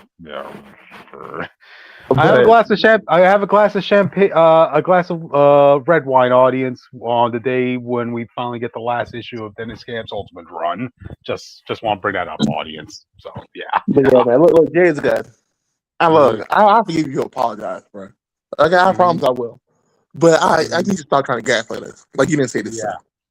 Yeah. Stop announcing stuff you don't actually have ready. After telling us you're only going to announce it once it's locked in, and you have the plan and everything written out. Yeah. You guys, people are so ready for the Authority because the Authority will be such a unique film compared to even just Marvel and DC in general, superhero stuff. Yeah. Because of what they are and their placement. And you pushed. You were so focused on Peacemaker, you couldn't write the Authority. That's what I'm saying. Despite setting up Authority since before Peacemaker season 2 was ready, like was the thing. Yikes. You actually wrote a character from the team to team up with Lex Luthor with no plan of where that was gonna go. No, well, I'm pretty sure he had a plan. It's just that things changed. Actors want to do something else, or writers had to change this and that. Like, again, audience, being in charge of a cinematic universe is really hard. Let's not pretend it's an easy job. All right, So, yeah. Look, it's not an easy job, but it's easy to stop running your mouth. There you go. Son of the bully. Remember, audience, okay, there is such a thing as a silver tongue, but silence is golden. So, yeah. Anyway, you guys have any final thoughts before we move on? No. Right next to I did it right this time. My niece just went to the moon. I did. They went to space. I did it right this time. Right next to. There you go. All right, we finally got here, guys. Actually, I beat this game like weeks ago, but we're just gonna review it now. This is Mega Man Star Force 2, Zerker X Orion. Okay, I'm not doing the ninja one. It just doesn't make sense to the story for me. I think Ninja's the least interesting power up. But anyway, this is the sequel to Mega Man Star Force. For those of you who don't remember, Geostellar lost his father in space. Became a depressed little boy. The power of friendship awoken him to justice. Okay. Whoa. And he saved the world from an alien who also was going through some lonely issues. Okay. To be fair, his thing was more like everyone keeps assassinating me, so I'm paranoid. But I respect this thing. It was a little more complicated than that. Anyway, so in the sequel, Geo was more of like a private superhero. Only like 4 people knew he was like Mega Man, right? Like no one really knew he was Mega Man, right? But in this one, Mega Man's gonna be a global superhero. Okay, the whole world will know Mega Man exists. Okay. The And world this will know Mega, audience. will The know world Mega. will know Mega. And for a 10-year-old introverted child, this is a lot of pressure. So Mhm. how will Geo be able to handle it? And that's basically Geo's arc in Star Force 2. We have new villains this time around. Okay. Instead of fighting aliens, we're fighting an ancient civilization. From before Battle Network, from before time itself. Okay. Mhm. The civilization of Mu. All right. They're coming and they're gonna destroy everything. Um, in terms of this story, this is mostly seen as like the black sheep of the trilogy. I think it's still very important because if you go from Star Force 1 to 3, Geo is a completely different fucking character. Okay. Yeah. 2 kind of explains where that growth came from. And I still love him in the story a lot. But and I think it's still a decent story overall. I think it gets a little bit weird at the end when they softly confirm that God exists in the Mega Man, like the Christian God might exist in the Mega Man universe. I wish I was making that up. That's actually not. That's actually 100. That's a true. So, so it's actually true. But it is what it is. I do like. I will say though, I do like Geo's arc, especially because his arc of just being like, I don't want to be a world famous superhero. I just want to kind of be my own kid. He's still reluctant about the whole superhero stuff in this story. And then he kind of gets gassed up into it because his friends get a lot of confidence in him. They get to a point where it's actually kind of funny. I kind of like it. Where like Geo's fighting this villain who he thinks is like super strong and he can't deal with them. His friends come up and they try to, like an anime where characters just like sit in the background, just watch and commentate and all that shit. Basically, that's basically what his friends do. His friends are like, "Oh, Gio, you got." He's like, "Guys, get away! This guy's gonna kill us all." He's like, "Nah, you got it. You got it. Don't worry about it. You always win." And Gio's like, "Okay, well, there's a lot of pressure, but I guess I'll fight him." Sure enough, Gio does not do well in this fight, and all of his friends get teleported to God knows where, maybe to hell. Basically, Oh, what? Okay. so Okay. except for one, which is Prez, of course, one of Gio's 2 love interests. And so like so it becomes like a global story. We have to travel the world looking for wherever the friends went. We also get introduced to Geo's new rival, who is Rogue or Solo, as he's called. Okay. I love his powers because I think they're the perfect persona. Like if Geo is the personification of his powers are all based off of friendship, and they are kind of a metaphor for it. Solo has a great metaphors for like what loneliness is and caging yourself off from the world actually is, type thing. I can't say I like Solo's character. It's really edgy. It's something about like Gio's like I have to protect my friends, and Solo's like, friends? You have fucking friends? What a loser! I hate the word friends. I'm like, yo, chill out, chill the fuck out. So yeah, that's Solo's thing. He just hates friendship, and he will do anything to beat Mega Man and break his spirit and break his belief in friends, which that'll never happen, because Geo, that's all Geo's got really. Side cast gets in development. I really do like Prez's development in this one because she's kind of like, well, in the first game she had a crush on Mega Man, but she didn't learn he was Geo until like the last third of the game. And she doesn't think much of Geo, but now that she knows he's Mega Man, she's a young girl. She's never had a crush before, and she has like tsundere tendencies. So she's trying to, you know, it's like if Lois never liked Clark but loves Superman, and then figured out Clark was Superman. She's like, that doesn't make sense to me.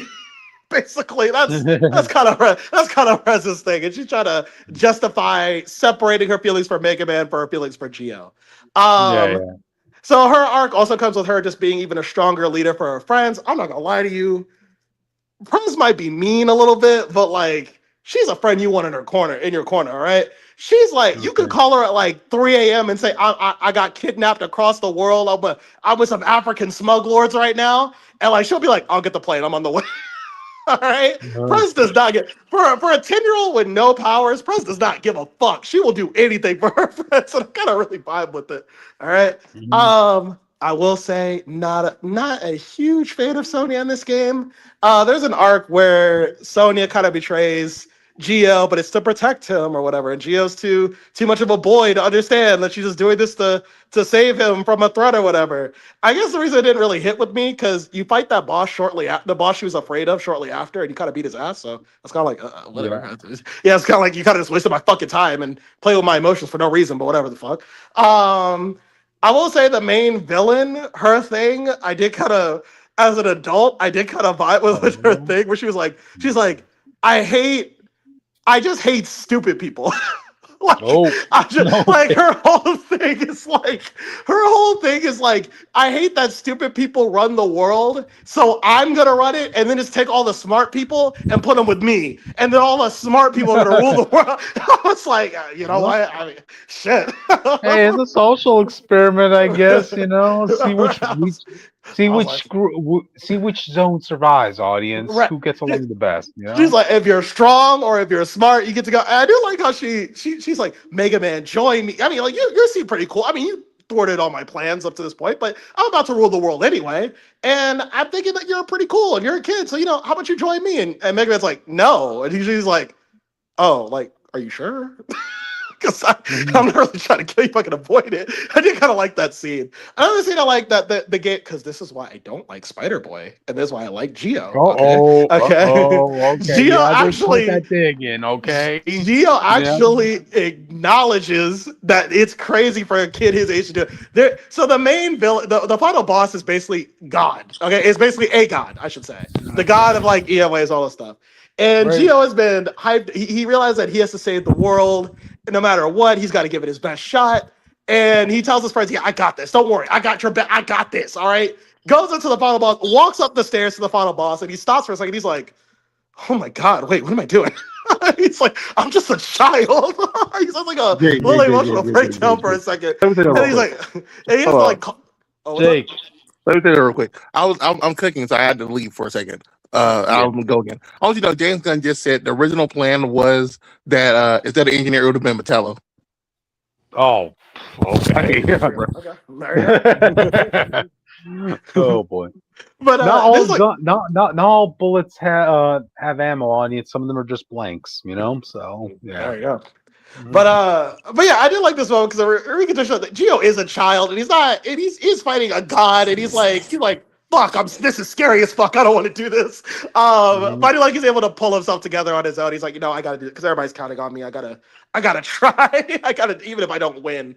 That's also the theme for Geo. It's like even if I'm scared, I just have to give it my best shot. And if I fail, that's okay. I did everything I could. I thought that was like a cool lesson for like to teach 10-year-olds because you know 10-year-olds quit very easily if they don't get their way. The ending I also think I like a little bit more in terms of like kind of like the theme of like how Mega Man uplifts others so they uplift him when he needs it. It's kind of what they did in Star Force 1, but I actually like it more. Like the world comes together to inspire Mega Man to take the one shot to kill the god. I was like, that's kind of cool. I like that moment.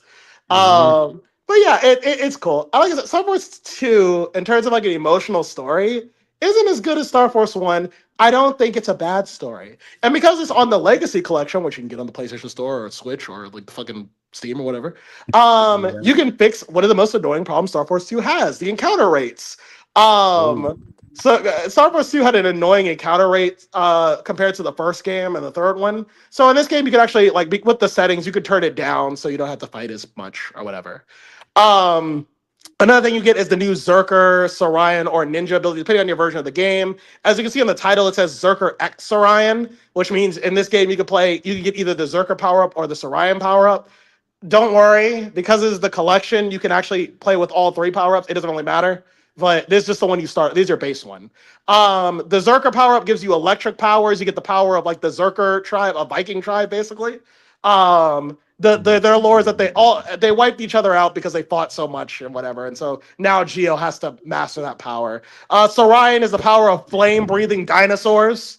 All right. Good Lord. Yeah, so you can get that power. I actually like this one the most because you basically shoot like fucking heat grenades at people. It's kind of fucking awesome. Yeah. And then you also have the The Zerker version, which just you just throw ninja stars, you get like the power of the wind or whatever. But if you merge all these powers together, you get the Tribe King ability, and this was the only way I was able to beat Mew because the final boss, because that boss was fucking toxic as fuck. Oh my god. Took me 2 tries to beat him, but he was tough. I think the bosses are a little more fun, but they're still kind of simple in this one.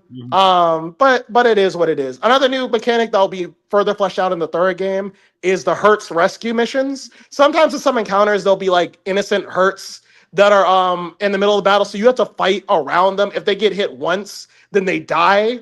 But if you save them, you get like an additional reward for it. It just adds the idea that you're now an actual superhero now on the public stage, so you actually do have to save lives and stuff like that. So yeah, that's kind of cool. An annoying thing, they'll take it away in Star Force 3, but I don't know why there was a thing.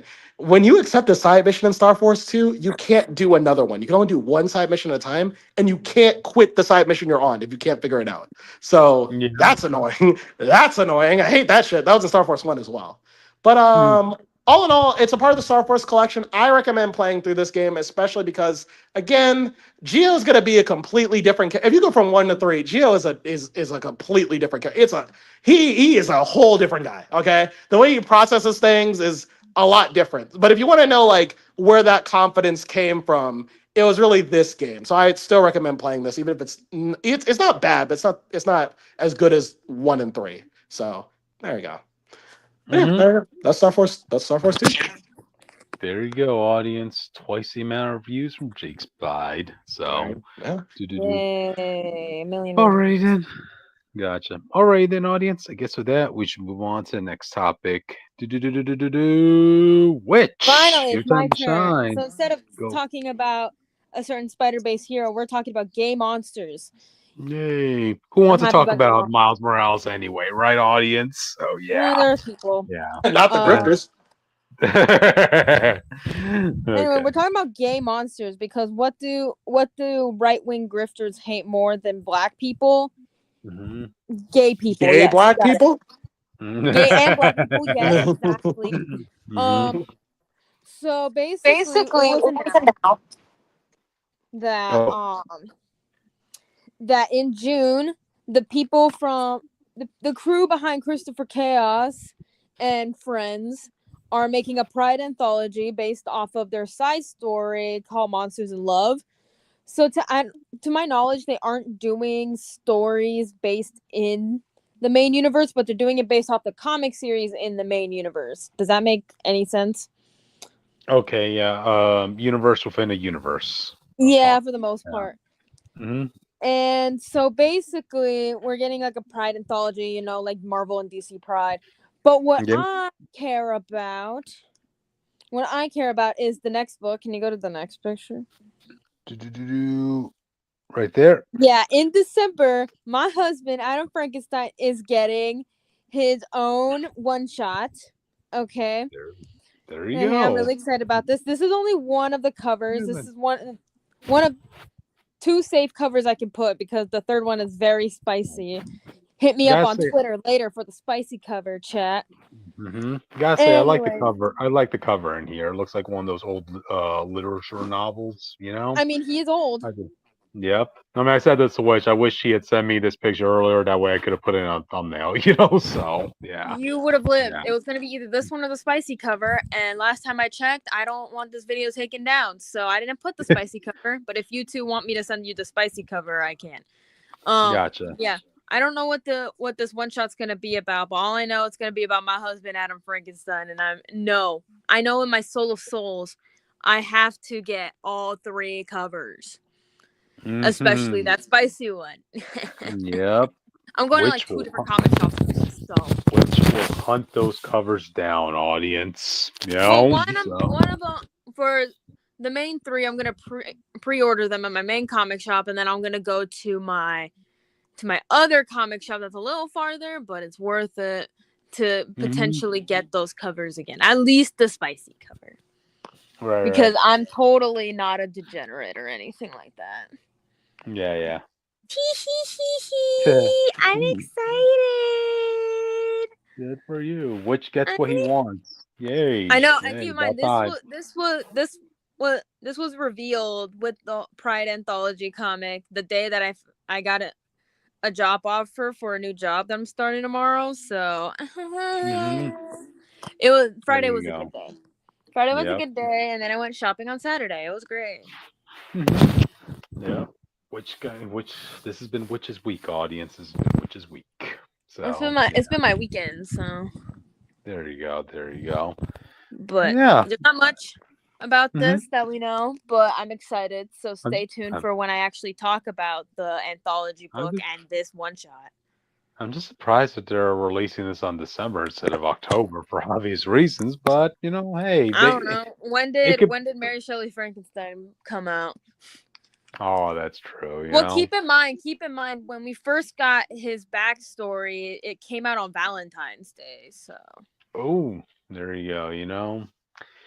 Let's break off from those seasonal type stories and show that they could be told year long round. Audience. Yeah, gay monsters are year round. Gay Asian monsters are definitely year round. Mm-hmm.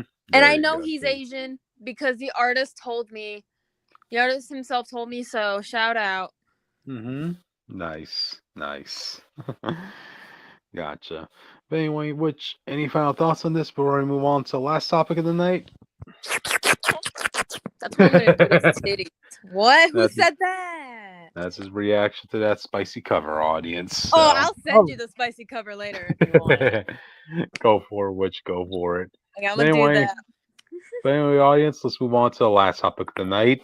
God dang, I wish Austin was here for this. So yeah, we talked about this before, but yeah, there's a lot of crossovers going on these days, audience. And the next one is Predator versus Planet of the Apes. And all I can say is, after this crossover, audience, the apes have to look at those humans and say, you know what? You humans weren't that bad, So I got back. Oh, hey, Austin. Yeah, so this is your topic as well, man. Oh, yeah. Predator is attacking the Planet of the Apes. I hope they lose. Oh, yeah, those darn dirty. You know what? I'm going to say bunkies. Ha ha ha. There. Apes can cancel me if they want. I don't care. After this, I just don't see what Predator will see in this race, bro. If one Crash lands here, I can see him winning the hunt. But I don't see out of all the stuff we just went through with them fighting Marvel heroes or aliens, all that stuff. They're like, well, this is an ape. It's just a novel. It's just a regular ape. But there's nothing special about these apes. It's just the novelty of it, I can imagine watching Predator Badlands where they hunt this regenerating four-arm beast thing, and they'd be like, "Yeah, the next thing we fight with ape." To be fair, that's always what I think of the Predators whenever they decide to go hunt humans, especially during the primitive days. You go hunt humans with all your advanced weaponry, your plasma cannons, your indestructible blades, your lasers. And you're fighting against these humans who don't know jack shit about you and are fighting with literally flintlock pistols or even just plain old daggers. I'm like, you call this the ultimate hunt? Come on, Yeah, but that's us, bro. That's hyping us up. This is a monkey. Mm-hmm. Gotcha. And of course, he's Predator. Yep. And of course, it seems like the Predator is going after the dumbest of the apes, audience. So, the brute force made him want to try power to power. Mm-hmm. That's true. But again, what could the apes do against Predator, audience? Yeah, they don't have even regular weapons to do any damage. They got knives. They don't have guns. They got whips. Yeah. Remember, audience. Guns are taboo in the Planet of the Apes. It's just forbidden to use guns except for emergencies. I will see. Austin, do you know who's writing this, right? Nah. Greg Pak. Turn shit off, bro. Okay, to be fair, he is doing good with his Gaston book. Although, okay, yeah, that is a co-written book, but well, let's see, man. Maybe this is the Jason Aaron situation, right? Where he just got burned out with Marvel. Now he's doing better in in a separate market, So let's give the first issue a try, All right. Mm-hmm. We're definitely going to see a skull in his wall of trophies audience, a gorilla skull. So, yeah, we'll see where that goes. Yeah, that'll be a next book, Predator versus the writers. That could be, man. In all these crossovers I see with Planet of the Apes, I'm a little bit saddened that they do nothing with those mutants. The humans that are. That's always my problem. I don't understand why every crossover is stuck like within the first movie. Yeah. They never really go beyond the first movie.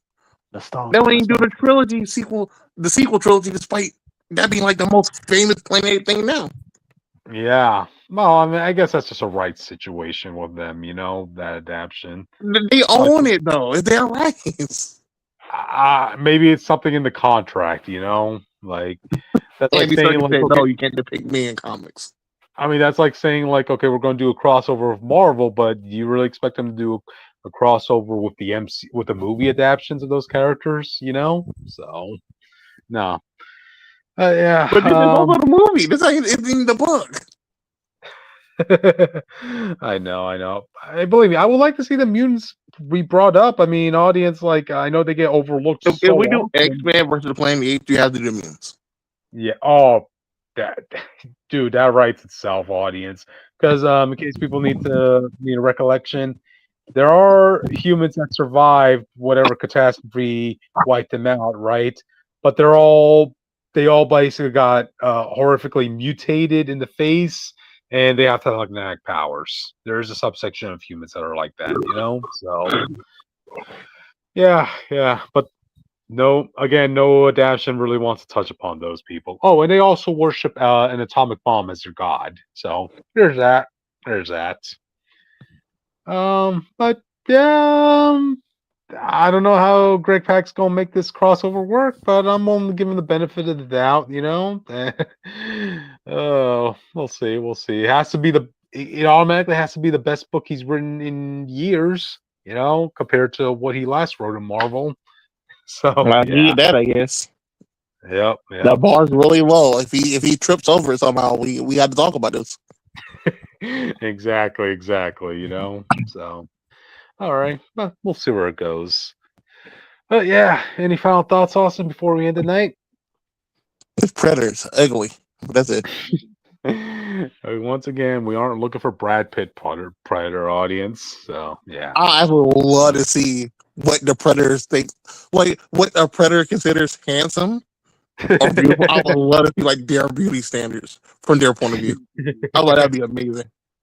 Their beauty standards will be wearing the skulls of their hunt as necklaces and the skin and pelts of their hunt as wardrobe. So yeah. All right then, audience. I guess we reached all. I can't get him the Clayface picture to the side. I had to. Anyway, audience, thank you for joining us. Join us tomorrow when we do our comic review of the week. So. All right then. No. Remember, I text you about that. I can't be here tomorrow.